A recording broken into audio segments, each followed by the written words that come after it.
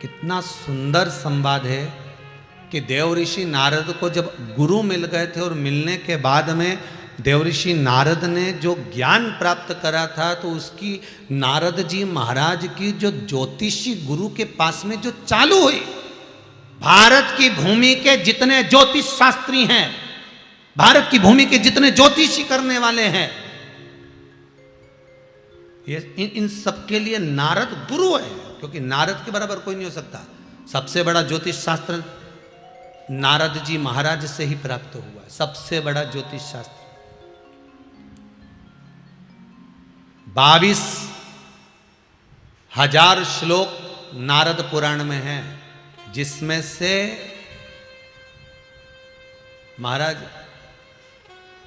लगभग 2700 श्लोक ज्योतिष शास्त्र के देवऋषि नारद ने प्रकट करवाए। ये जितना ज्योतिष शास्त्र चलता है ना, ज्योतिषी देखने वाले देखते हैं, सब नारद की कृपा। केवल गुरु मिला और सवर गया। गुरु का काम ही यही है कि पत्थर को चमका दे, बस वो कांच के टुकड़े को चमका कर रख दे, वो गुरु है। देवऋषि नारद ने कहा, पिताजी आप मुझे केवल नारद कह रहे हो। तो ब्रह्मा जी ने पूछा, और क्या बोलूं, बता दे तू।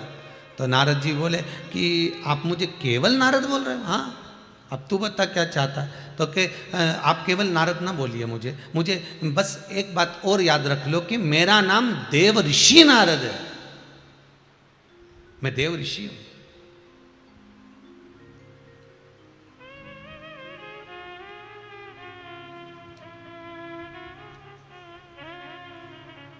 केवल देवऋषि।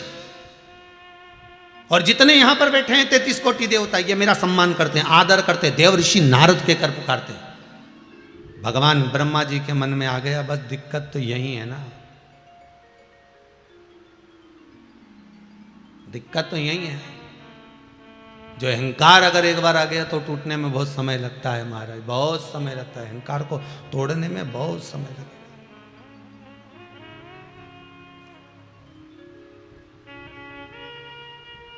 बहुत समय। ब्रह्मा जी से पूछा देवऋषि नारद ने, मुझे क्या करना चाहिए, मैं क्या करूं, आप बताओ। भगवान ब्रह्मदेव ने कहा, एक काम करो, कोई असली गुरु ढूंढ लो, कोई असली गुरु। शिव महापुराण की कथा कहती है, नारद जी ने तप करने से पहले, अभी तक जितनी लॉकडाउन में कथा श्रवण करी है उसमें अपन ने केवल एक संवाद सुना था कि नारद जी ने तप करा, कामदेव को जीता, शंकर जी के पास गए, रुद्राक्ष की माला मिली, वो फेंक दी, नंदी ने उठाई, नारद जी विष्णु भगवान के पास में गए और उनका बंदर का मुख लगा। ये कथा तो अपन सुन चुके हैं, पर इस गुरु शिव महापुराण की कथा जो चल रही है, जिस कथा में गुरु के महत्व को हमें जानना है कि देवऋषि नारद के गुरु कौन थे, पार्वती के गुरु कौन थे, शंकर के गुरु कौन थे, भगवान कृष्ण के गुरु कौन थे, राम के गुरु कौन थे, उनका संबोधन जो हमको जानना है।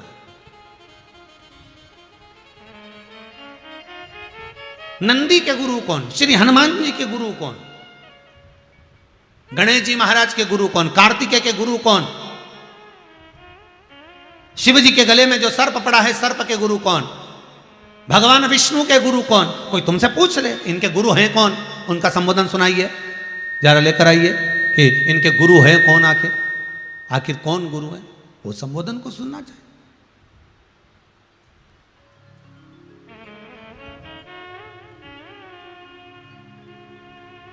महाराज बस वही बात को ध्यान में रखा जाए, वही संबोधन को ध्यान में रखा जाए।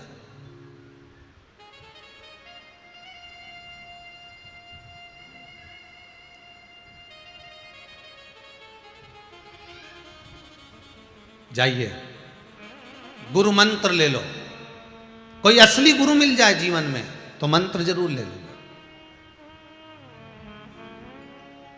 फिर कहेंगे पानी पियो छान और गुरु करो जान। 50 बार विचार करना तब गुरु मंत्र लेना। साहब जिंदगी का सवाल है, जिंदगी का असर मन को छू जाए कि ये गुरु मंत्र मिलेगा तो इससे मुझे शिव मिलेगा, तो समझ लो कि गुरु दीक्षा लेना, गुरु मंत्र लेना सार्थक है, वरना नहीं।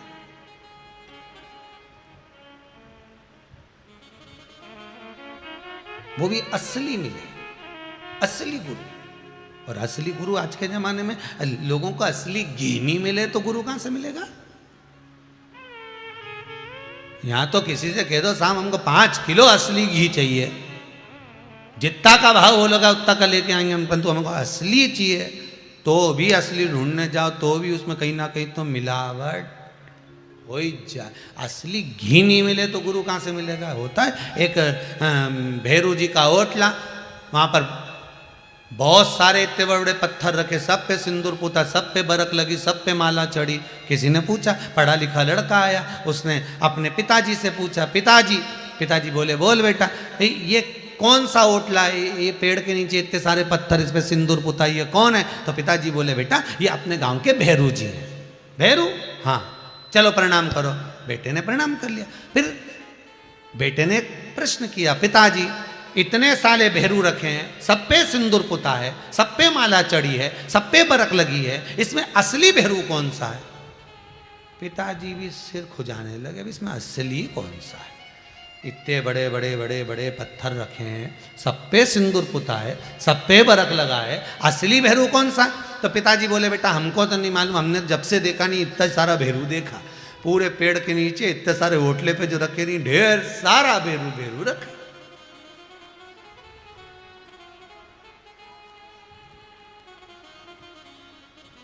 अब प्रश्न तो खड़े हो जाते हैं ना, प्रश्न तो सामने आते हैं। हाँ, तेरे दादाजी को मालूम होगा, चल घर गया तो जाते से इसने बैग रखा दादाजी के पास। दादाजी भैरू जी के ओटले पर इतने सारे भैरू रखे हैं, इसमें असली भैरू कौन सा है? दादाजी बोले बेटा हमारा जमाना में तो एक ही भैरू था, बीच में जो इतना बड़ा पत्थर दिख रहा है भाटा रखा हुआ, हाँ लोग उसी पे सिंदूर पोतते थे, उसी को माला पहनाते थे, और ये बाकी का इतना सारा पत्थर रखा, ढेर सारा भैरू ही भैरू इकट्ठा हो गया, ये कहाँ से आया? तो दादाजी बोले बेटा हमारा जमाने में एक ही भैरू था, लोग सिंदूर पोतने आते थे, साथ में रुमाल नेपकिन नहीं लाते थे, एक पत्थर उठाया हाथ पोछा पटक गए, दूसरा पत्थर उठाया हाथ पोछा पटक गए, तीसरा आया हाथ पोछा पटक गए। एक ही भैरू था, पर उसके पास में जितने पत्थर रखे नहीं सब हाथ पोछ पोछ के धर के चले गए। अब लोगों ने सोचा कि ये ही भैरू है, तो लोग आते सिंदूर पोतने, तो जो असली बीच में उसको तो कोई पोतता ही नहीं, जितने पुता हुआ हों पड़े रहते उनको ही पोत के चले जाते, और असली धरा की धरा रह जाते, असली पड़ा की पड़ा ही रह जाते।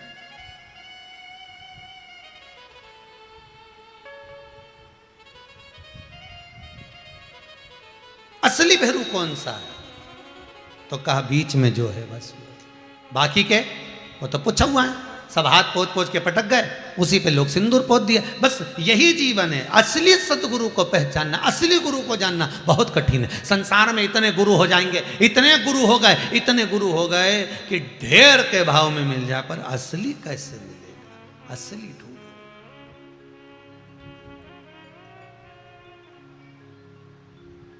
असली गुरु कैसे मिले?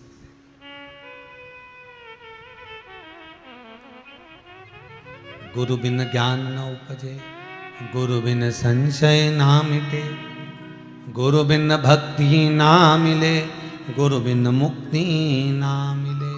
असली गुरु को छांटा जाए, असली गुरु को प्राप्त किया जाए, तब सुख का भानपन हो सकता है।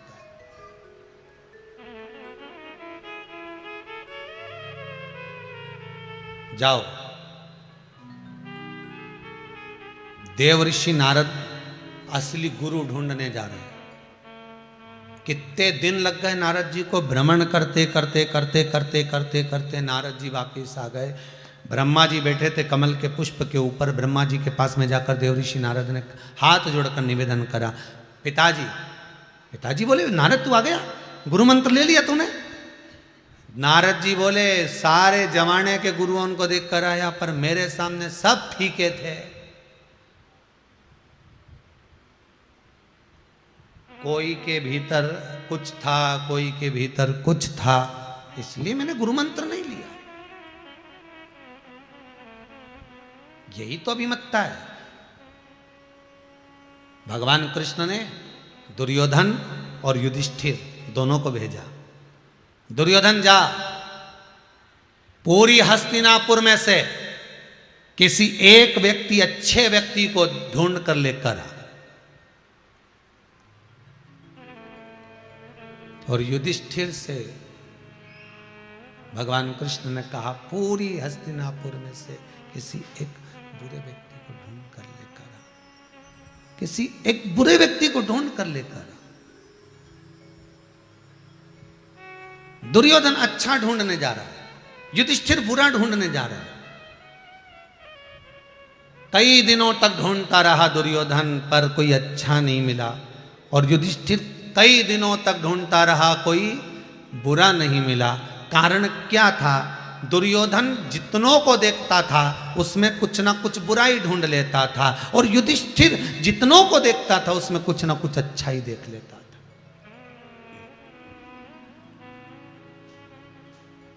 बुरा जो देखन में चला, बुरा न मिलिया कोई। फिर कौन बुरा मिला? अपने चित्तवृत्ति में अंदर झांक कर देखा, अपने भीतर उतार कर देखा, अपने से बुरा कौन होगा संसार? कौन बुरा?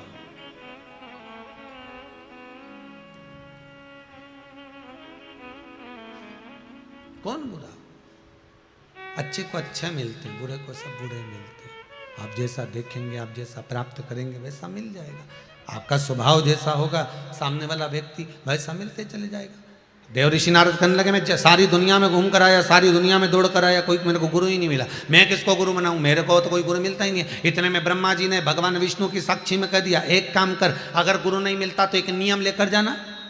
एक नियम बना कि कल मैं समुद्र के तट पर जाऊंगा, सुबह सुबह ब्रह्म मुहूर्त में जो पहला व्यक्ति मिलेगा उसी से गुरु मंत्र ले लूंगा। बस ये नियम बना लो, जा।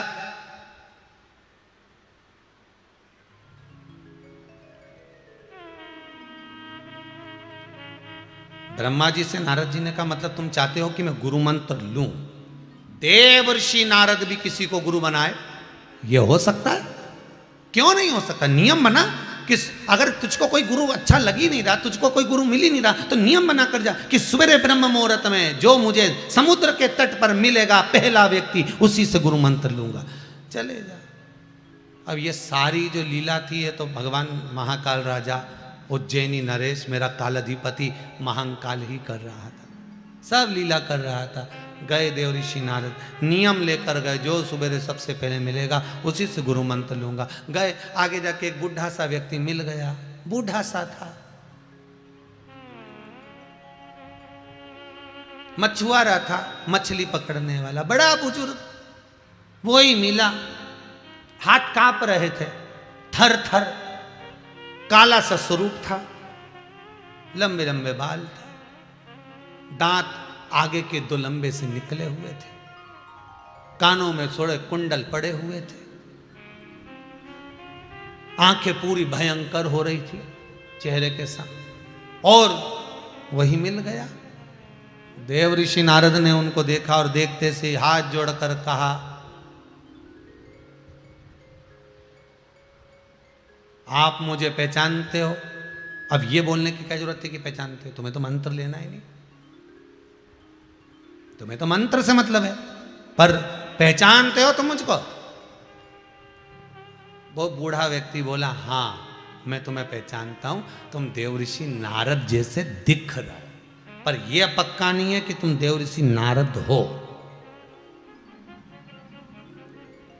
अब देखो, असली गुरु मिल गया। अब भी इससे ही अहंकार तोड़ दिया, 2 मिनट नहीं लगे कि तुम देव ऋषि नारद जैसे दिखते हो, पर यह गारंटी नहीं है कि तुम देव ऋषि नारद हो। मतलब ये अहंकार टूट गया कि नारद, अब तेरे भीतर अहंकार था कि मैं देव ऋषि नारद, मैं देव ऋषि नारद, तो यह अभिमान तेरा अभी के अभी टूट गया, अभी के अभी गया। बस यही गुरु है कि गुरु ऐसी चलाओ मेरी कार, जहाँ में बैठो है श्याम सरकार। गुरु ऐसी चलाओ मेरी कार, जहाँ में बैठो है श्याम सरकार। गुरु ऐसी चलाओ मेरी कार, जहाँ में बैठो है श्याम सरकार। गुरु ऐसी चलाओ मेरी कार, जहाँ में बैठो है श्याम सरकार। आओ से आनंद से।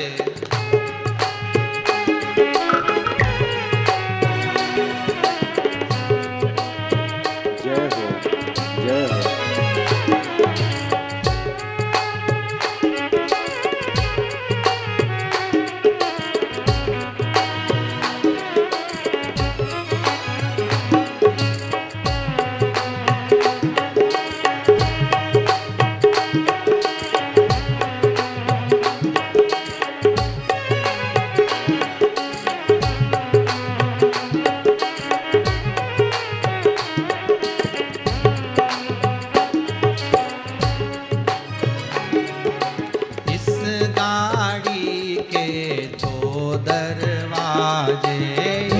गाड़ी के दो दरवाजे, इस गाड़ी के दो दरवाजे, इस गाड़ी के दो दरवाजे। अरे धर्म अधर्म के द्वार, जहाँ में बैठो है श्याम सरकार। अरे धर्म अधर्म के द्वार, में बैठो है श्याम सरकार। गुरु ऐसी चलाओ मेरी कार, जहाँ में बैठो है श्याम सरकार। गुरु ऐसी चलाओ मेरी नाम, जहाँ में बैठो है श्याम सरकार। श्याम सरकार बैठो श्याम सरकार। ओ श्याम सरकार बैठो श्याम सरकार। ओ श्याम सरकार बैठो श्याम सरकार। श्याम सरकार बैठो श्याम सरकार। गुरु ऐसी चलाओ मेरी कार, जहाँ में बैठो है श्याम सरकार। गुरु ऐसी चलाओ मेरी कार, जहाँ में बैठो है श्याम सरकार। ओ गुरु ऐसी चलाओ मेरी कार, जहाँ में बैठो है श्याम सरकार। गुरु ऐसी चलाओ मेरी कार, जहाँ में बैठो है श्याम सरकार।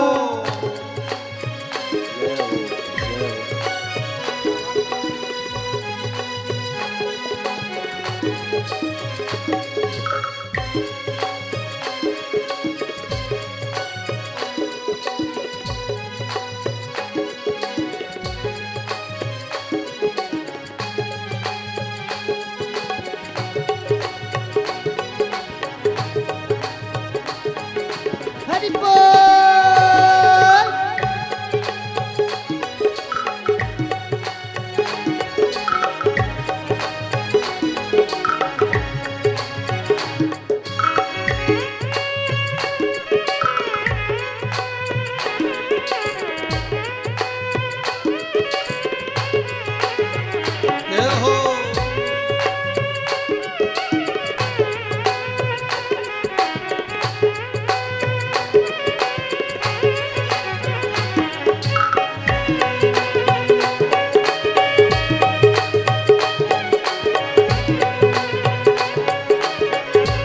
हर भोले।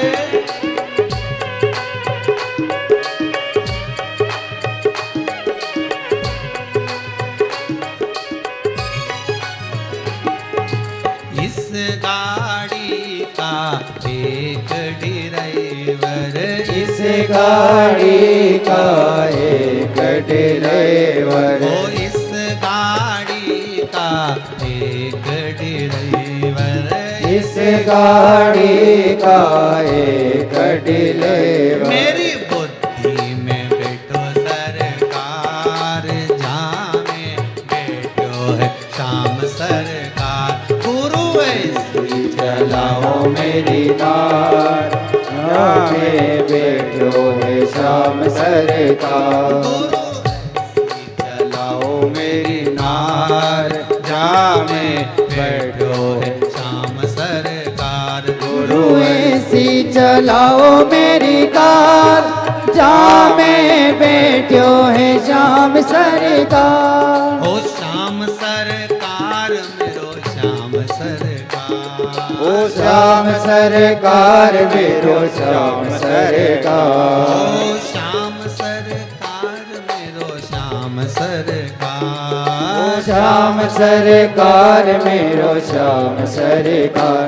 गुरु ऐसी चलाओ मेरी कार, जामे जय हो। सरकार। गुरु ऐसी चलाओ मेरी कार, जामे बैठो है श्याम सरकार। चलाओ मेरी कार, जामे बैठो है शाम सरकार। गुरु ऐसी चलाओ मेरी कार, जामे बैठो है श्याम सरकार।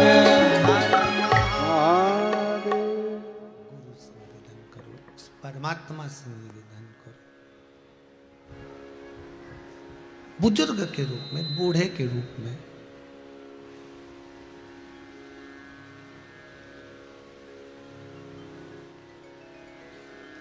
जरा सी देर में अहंकार गिरा दिया गया। देरी नहीं लगी, एक क्षण लगा और कह दिया तुम बोल रहे हो कि देव ऋषि नारद हो, पर तुम लग जरूर रहे हो देव ऋषि नारद जैसे, पर हमको नहीं लगता कि तुम देव ऋषि नारद हो। ये हम नहीं कह सकते कि तुम देव ऋषि नारद हो।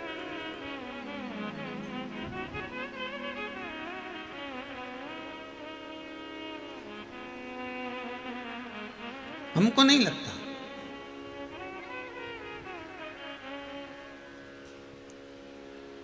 क्यों आए हो यहां पर?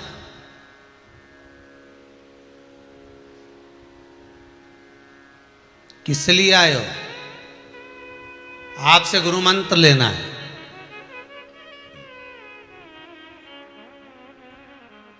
बुजुर्ग व्यक्ति, बूढ़ा सा वो व्यक्ति कह रहा है कि आपको गुरु मंत्र लेना है।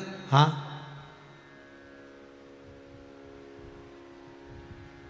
पर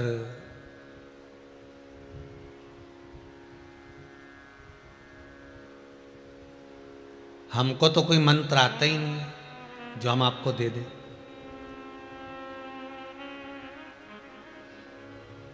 क्या दें हम आपको?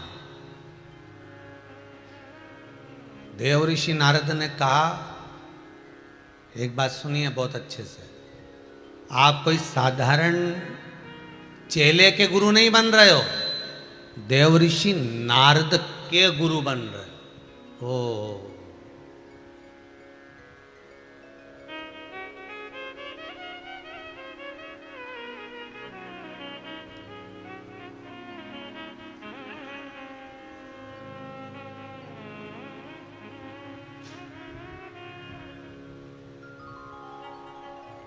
अच्छा एक बात बताना, बहुत सरल सी बात है। जितने लोग कथा सुन रहे हो आस्था पर, जितने मोबाइल पर सुन रहे हो, बहुत ध्यान से बताना, गुरु के साथ में चेला चले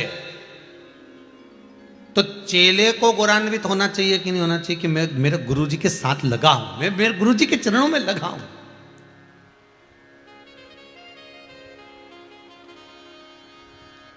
पर किसी मंत्री के साथ, किसी राजनेता के साथ, किसी धनपति करोड़पति के साथ में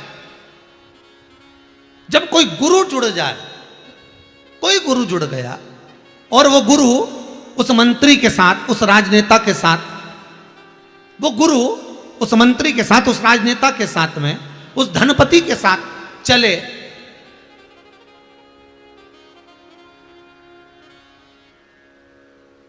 तब कोई कहेगा कि चेला गुरु से जुड़ा है, अरे बोलो जम के, कोई कहेगा नहीं। लोग यही कहेंगे वो गुरु महाराज वो पैसे वाले से जुड़े हुए हैं, उन मंत्री जी से जुड़े हुए हैं, उन राजनेता से जुड़े हैं, उनसे जुड़े हुए हैं साहब, उनसे जुड़े हैं। पर चेले का गौरवान्वितता तब होती है जब गुरु से जुड़कर चले और नाम हो कि ये उस गुरु का चेला। गुरु की बदनामी तब होती है, गुरु का संबोधन जब समाप्त होता है जब लोग कहते हैं ये उन मंत्री जी से जुड़े हुए हैं, और खूब उनको सपोर्ट करते हैं, खूब उनके लिए करते हैं। तब फिर वो गुरु का पद धीरे धीरे समाप्त हो गया। फिर गुरु का संबोधन नहीं रहा, फिर गुरु का संबोधन नहीं, फिर गुरु का पद नहीं।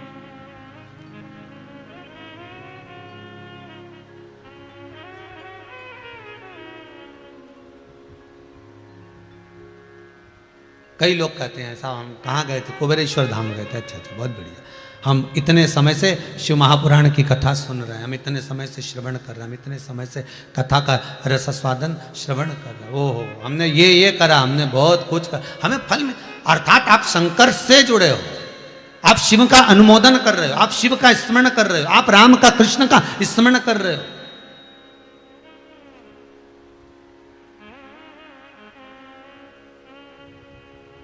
एक बात पहले भी कही, आज फिर कहते हैं, दुनिया के लोगों को खुशी होती है मंत्री, राजनेता, अभिनेता के साथ फोटो खिंचवाने की। दुनिया के लोगों को खुशी होती है, पर जो कालों का काल, महाकाल का जो भगत होता है, शिव का जो भगत होता है, उसको खुशी नेता, मंत्री, अभिनेता के साथ फोटो खिंचवाने से नहीं होती। उसको खुशी देवादिदेव महादेव के साथ वो चित्रपट बनाने की होती है, उससे लगने की होती है कि वो महादेव, वो काल अधिपति, वो महाकाल राजा, वो कैलाशी, वो अविनाशी, वो शंकर मेरा है और मैं उसका हूं। ये उसकी प्रसन्नता होती है, ये उसका आनंद होता है।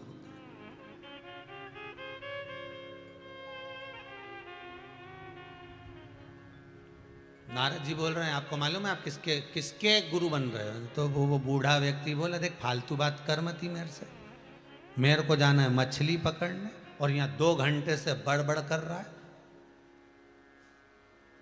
मेरे को कोई गुरु मंत्र आता नहीं है, जो आता होगा दे दूंगा। अब नारद जी संकल्प लेके आए कि जो पहला व्यक्ति मिलेगा उसी से मंत्र लेना। और बताओ, अभी तो नारद को इतना अहंकार था कि तुम पहचानते नहीं हो किसके गुरु बन रहे हो।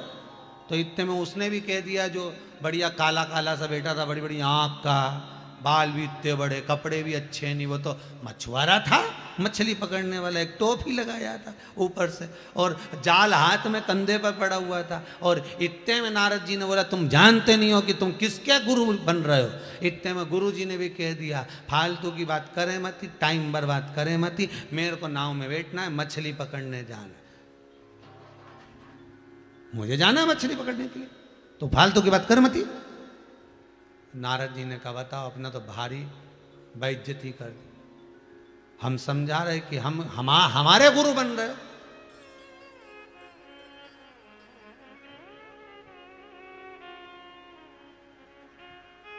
मछुआरे ने कहा, सुन तो ए नारद, तू कह रहा ना नारद है डुप्लीकेट, सुन।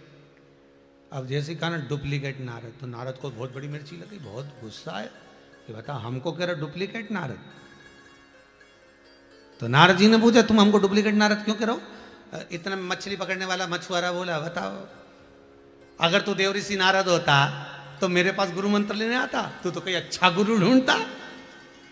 इतने में नारद जी बोले, दिक्कत तो यही तो है, मैं तो अच्छा गुरु ढूंढने गया था, पर मेरे भी किस्मत में तू ही लिखा था, ढूंढने तो बहुत गया, फिर मेरी भी किस्मत में तुम ही लिखे थे,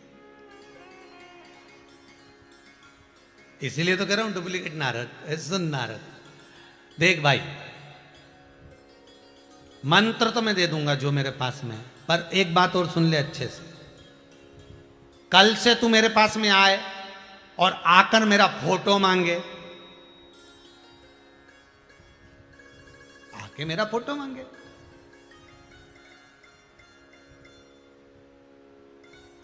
होता है कई बार एक गुरुजी के पास में एक चेला पहुंचा, गुरुदेव आपका फोटो चाहिए, मैंने आपसे गुरु मंत्र लिया है। गुरुजी बोले फोटो का क्या करेगा? अगर हृदय में गुरु बैठा है तो फोटो का करेगा क्या? नहीं गुरुजी वो फोटो होना जरूरी है, मैं दुकान में लगाऊंगा। काय की दुकान है तेरी? किराने की। अच्छा, और दूसरी छोरे की है कपड़े की, हम दोनों को एक एक फोटो दे दो। गुरुजी तुम्हारा फोटो चाहिए, मैं दुकान में लगाऊंगा। अच्छा बड़ा। तो गुरुजी ने पूछा फोटो का करेगा क्या? क्या करेगा?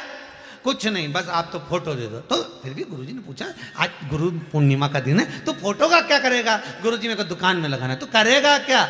बस बात इतनी सी गुरुजी, जो भी आता है ना जरा जरा सी बात में कसम खाना पड़ती है अपने पिताजी की। अब की पिताजी की नहीं खाऊंगा, अब तुम्हारी खतरूंगा। ये गुरुजी की कोसो खाती, ये गुरुजी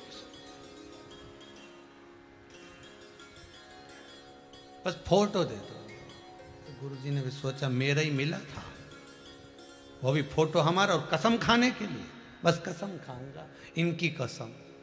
ये तो यही भाव बिक्री है, इनकी कसम। मैंने थोक में इतना ही खरीदा, इनकी कसम में तो इतना ही लाया। गुरुजी ने मन में सोचा गजब है। अब देवऋषि नारद को जो मिले हैं, देवऋषि नारद को जो प्राप्त हुए हैं, देवऋषि नारद को जो मिले हैं महाराज,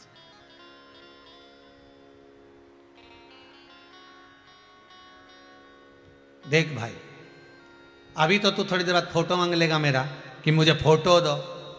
नारद जी ने मुस्कुरा के कहा तुम्हारा फोटो ले जाके करूंगा क्या? तुम्हारा फोटो ले जाके क्या करूंगा? ठीक है। तो इतने में मछुआरा बोला आज नहीं तो कल, कल नहीं तो परसों, जिंदगी अभी तो जरूरत पड़ेगी गुरु के फोटो की या गुरु की। कभी तो जरूरत पड़ेगी। जब द्रौपदी का चीर खिंचा रहा था, दुशासन चीर खींच रहा था, कोई साथ नहीं दिया, तो गुरु द्रोणाचार्य का मंत्र तो काम आया।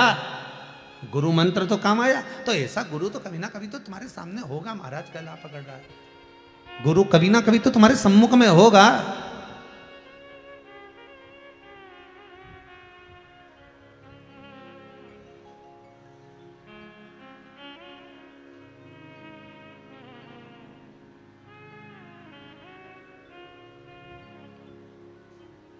आप तो मंत्र दे दो। बूढ़े व्यक्ति ने मंत्र दे दिया। कौन सा मंत्र दिया? कौन सा मंत्र दिया?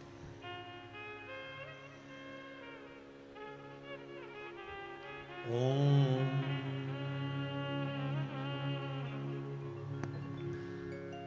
हरि ओम।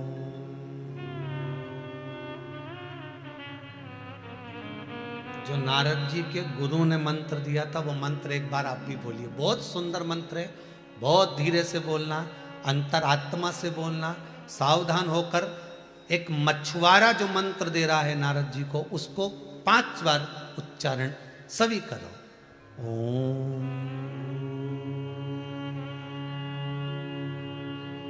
हरि ओम।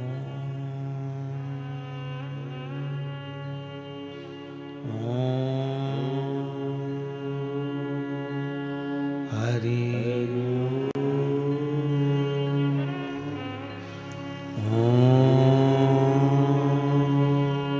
हरि ओम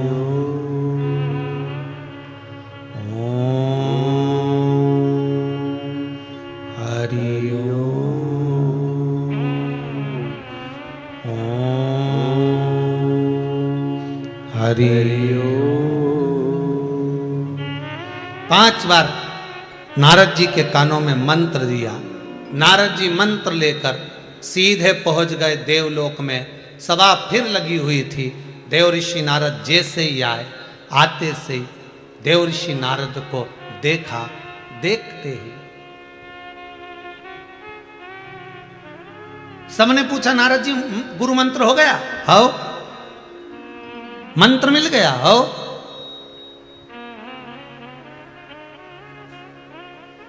कौन गुरु है तुम्हारे? कौन गुरु है? नारद जी ने कहा कि मछली पकड़ने वाला मछुआरा। भगवान विष्णु ने कहा तुम्हारे गुरु जी का दर्शन हम भी करना चाहते हैं।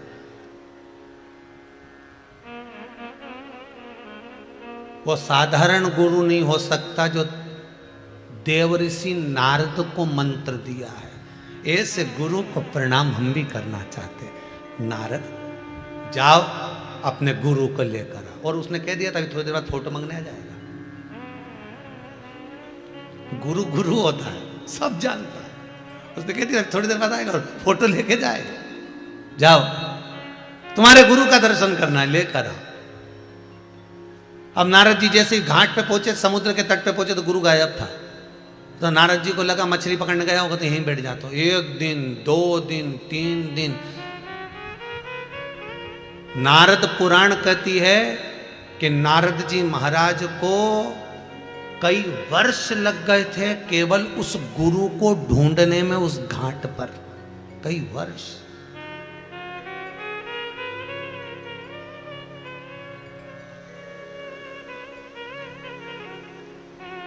कई वर्ष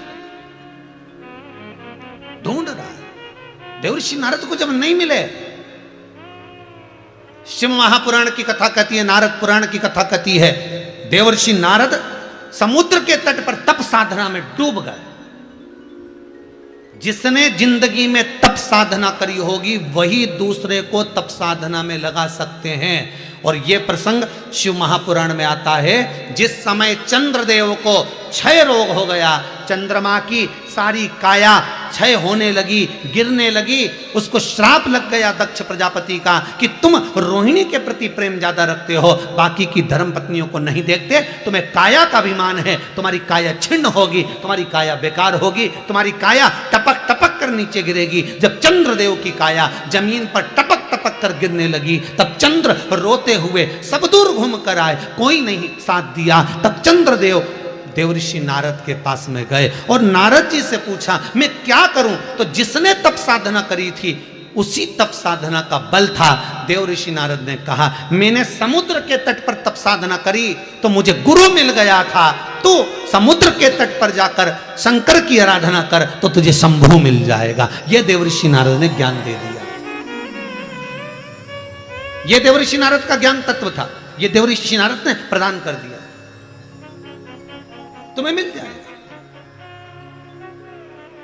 जाओ तुम्हें प्राप्त हो जाएगा, जाइए ढूंढिए।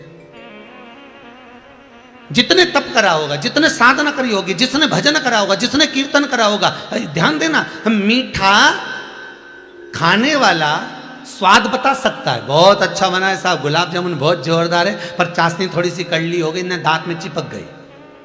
स्वाद बताने वाला बता देगा, गुड़ खाने वाला, शक्कर खाने वाला, रसगुल्ला खाने वाला, इमरती खाने वाला स्वाद बता देगा, पर खाना आपको भी पड़ेगा। तो चंद्रदेव से कहा कि भजन करोगे तो शिव मिलेगा, मैंने तप साधना करी तो मुझे गुरु मिल गया, तुम तप साधना करोगे तो तुम्हें भगवान जरूर मिलेगा। और चंद्रदेव ने तप साधना करी तो काया का रोग मिटा, सोमनाथ जी महाराज विराजमान हुए, सोमेश्वर महादेव।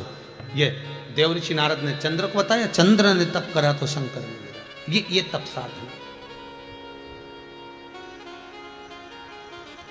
ये तप साधना थी। जो तप करने लगे नारद जी महाराज, इतनी तप भक्ति में डूब गए कि उस साधना में डूबे डूबे नारद जी को डूबे कई समय हो गया। तब शंकर रूप में वही मछुआरा सामने आ गया, वही मछुआरा। और मछुआरे ने नारद जी को हिलाया, नारद जी हिले ही नहीं। तब नारद जी के ऊपर समुद्र का जल डाल दिया। तब नारद जी उठे और उठकर नारद जी की आंख में आंसू भरे थे। गुरु के चरण पहली बार नारद ने पकड़े थे। गुरु मंत्र लिया तब भी नहीं पकड़े कि मैं देवर्षि नारद इस मछुआरे के पांव पकड़ूंगा।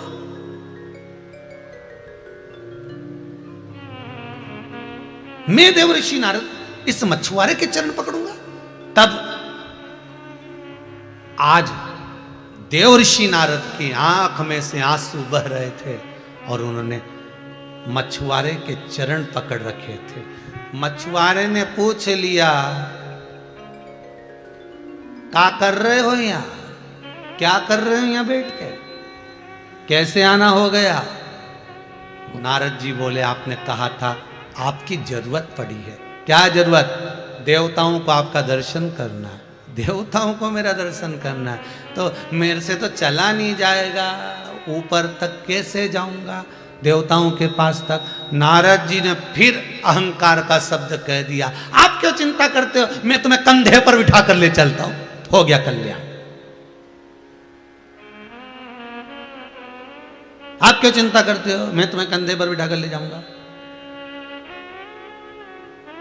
कहीं कहीं बहुत ऊंचे शब्द बोल जाते हैं।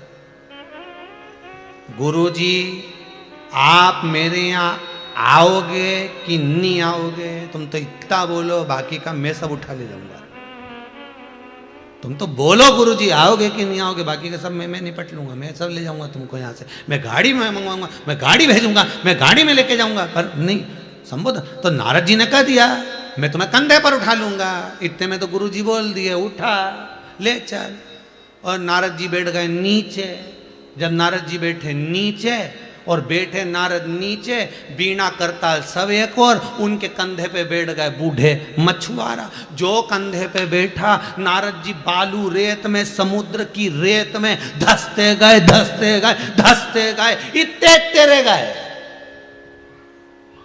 इतने रह गए, धसते चले गए धसते चले गए, इतने रह गए। थोड़ी तक रेत आ गई, नारद जी के मर जाऊंगा, गुरुजी बचा लो। उठाया, खींचा गुरुजी ने, नारद चल। नारद जैसे ही लेकर देवताओं के पास में सभा में अपने गुरु को लेकर पहुंचे, 33 कोटि देवता खड़े हो गए, सबने साष्टांग दंडवत करा, क्योंकि ये कोई दूसरा नहीं था, ये मेरा देव अधिदेव महादेव था, जिसकी शरण में नारद पड़ा था। ये कोई साधारण गुरु नहीं है, ये कोई सिंपल गुरु नहीं है, ये काल अधिपति, कालों का काल महाकाल था। नारद समझ नहीं पाए थे कि बालू रेत में क्यों दब गया, अभी भी नहीं समझे थे, वो तो सब दंडवत करे। तब भगवान विष्णु ने जब देखा कि मेरे महादेव आए हैं, खुशियां मना रहे, आनंद मना रहे, आज मछुआरे का रूप रख कर आ गए। संसार का कोई भी गुरु हो, चाहे किसी भी संप्रदाय का हो, चाहे रामानुज हो, चाहे वल्लभ कुल का हो, चाहे निम्बार की हो, किसी भी कुल का गुरु हो, शिव महापुराण नारद पुराण में स्पष्ट कहा गया, गुरु किसी भी संप्रदाय का होगा, पर गुरु हमेशा महादेव का स्वरूप ही होगा, महादेव का रूप ही होगा। गुरु किसी भी संप्रदाय का, गुरु किसी भी पंथ का हो, पर वो देव अधिदेव महादेव के स्वरूप का ही होगा, वो गुरु ही है।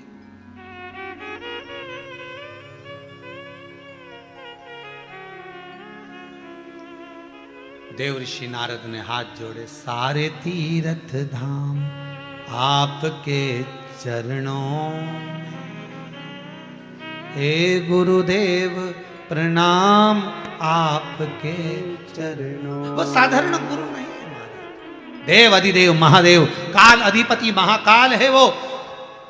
शिव पुराण कहती है संसार का जितना गुरु होगा वो शंकर का स्वरूप है, शिव का स्वरूप है,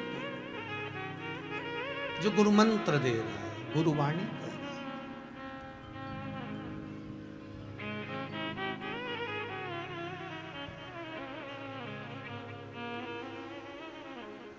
प्रणाम किया, नमन किया। बोलो, देव ऋषि नारद अब सब कुछ छोड़ चुके थे, क्योंकि भीतर गुरु का वास हो चुका था। जब अंदर शंकर रूपी गुरु आ जाए, त्रिकालदर्शी कैलाशी अविनाशी आ जाए, फिर निवेदन करूंगा भक्ति और भरोसा इतना करना। ये आज की कथा के दूसरे दिन की कथा का विराम का संबोधन कर रहा हूं। भक्ति और भरोसा भगवान शिव का इतना करना कि दुख तुम्हें आए और चिंता महादेव को हो जाए। चिंता उस शिव को होना चाहिए। भक्ति और भरोसा शंकर पर इतना करना कि दुख तुम पर आए और चिंता उस महादेव को हो जाए, तो समझना कि भक्ति और भरोसा दोनों प्रबल हो चुके हैं, दोनों प्रबल हैं। तुम्हारे ऊपर दुख आएगा, रोएगा वो भक्ति, तुम्हारे को तकलीफ आएगी, रोएगा वो भरोसा उस शिव पर, उस परमात्मा पर। दिखे ना।